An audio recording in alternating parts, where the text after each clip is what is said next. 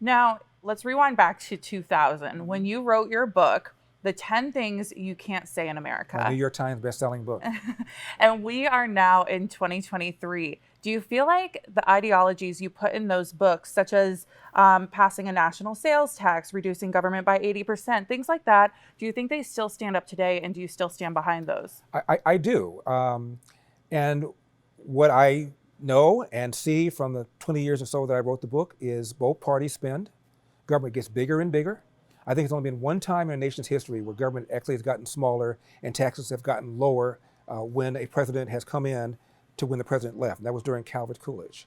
Ronald Reagan ran in 1980, and he promised to get rid of, for example, the Department of Education. When he left 8 years later, it was still there, bigger than before.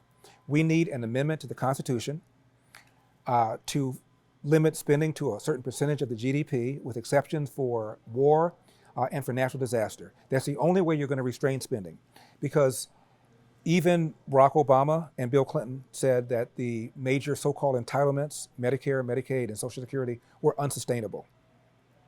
Republicans have been saying it for a long time. My point is, these are even Democrats saying it, yet nothing is done. Why? Because it's a third rail in politics.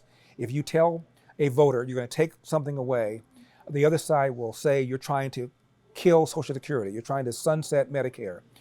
The only way we're going to ever resolve the spending problem, which is causing the inflation and causing sluggish growth in GDP, is to restrain spending and to make sure that both parties will say, well, my hands were tied. I had to abide by the law, and the law is in the Constitution, and I had to therefore modify my spending in order to fit the law. Otherwise, all we do is kick the can down the road and keep spending and keep spending and keep spending, and it hurts the younger people.